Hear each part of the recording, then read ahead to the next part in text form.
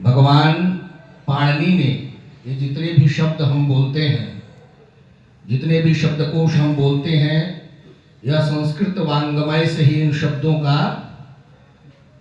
विस्तृत हुआ है, उत्पत्ति हुआ है। महर्षि पाणिनि ने जब तपस्या किया तो भगवान प्रसन्न हुए शंकर और उन्होंने नटराज स्वरूप को धारण किया। और उस नटराज स्वरूप को जब धारण किया,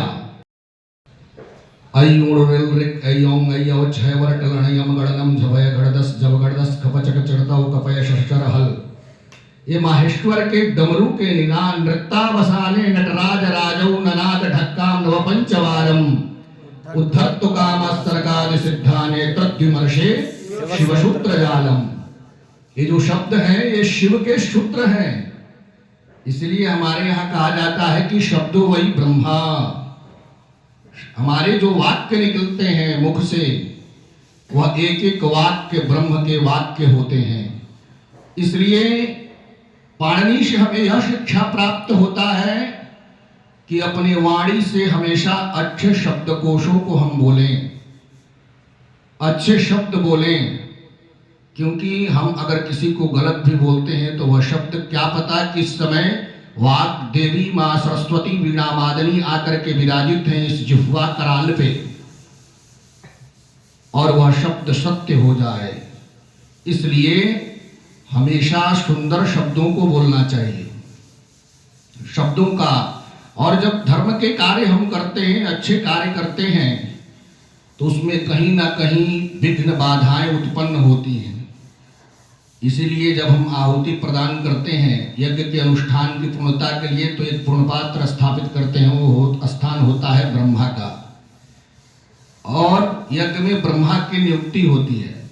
वो इसलिए नियुक्त होता है कि दक्षिण दिशा से सारे जितने गलत राक्षस प्रवृत्ति के मनुष्य हैं, वह आकर के उन अच्छे सत्कर्म कार्यों में विघ्न बाधा उत्पन्न करते हैं।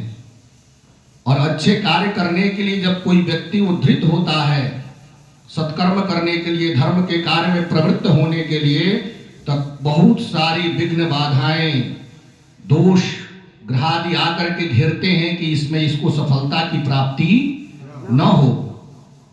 लेकिन हमारा क्या है, कितनी भी अड़चने आए, लेकिन उस कार्य के लिए, उस ईश्वर की सानिध्यता को प्राप्त करने के लिए हमें प्रयत्नशील होकर के उस लक्ष्य को प्राप्त करना है, उस ईश्वर की सानिध्यता को प्राप्त करना है। ये भक्त के हृदय में सदैव बना रहे, क्योंकि नाना प्रकार के विघ्न बाधाएं यज्ञों में आकर के, जिस प्रकार ऋषिगण जब यज्ञ करते थे तो राक्षस अपने आप आ जाया करते थे।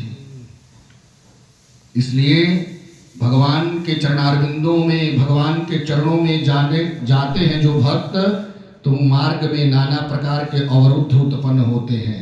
और वो अवरुद्ध कहीं और से उत्पन्न नहीं होंगे, अपने सन्निकट, अपने आसपास कहीं से भी आ सकते हैं। इसलिए जो भी ईश्वर की सानिध्यता में हम जिस सिद्धि के लिए, जिस उद्देश्य के लिए हम जिस कार्य को करने जा रहे हैं, हमें अपने मार्ग पे चुपचाप चलना है। कौन क्या कह रहा है, क्या कर रहा है, उस पर ध्यान नहीं देना है, नहीं तो वो कार्य वहीं पे क्या होगा, रुक जाएगा, अवरुद्ध हो जाएगा। और मन में एक बार जब अवरुद्ध उत्पन्न हो जाता है तो कितना भी आप प्रयत्न कर लें, वो क्या होता है, सफलता का प्रतीक नहीं हो पाएगा। क्योंकि मन संतुष्ट आत्मा संतुष्ट, जब मन की संतुष्टता नहीं होगी, आत्मा की संतुष्टता नहीं होगी, तो विश्वासम फलदायकम। रामाचरितमानस में तुलसीदास ने प्रथम ही क्या लिख दिया, भवानी शंकरौ वंदे श्रद्धा विश्वास रूपिणौ। श्रद्धा और विश्वास अगर ये है आपके अंतःकरण में, तो उस कार्य की सिद्धता अपने आप संपन्न हो जाएगी।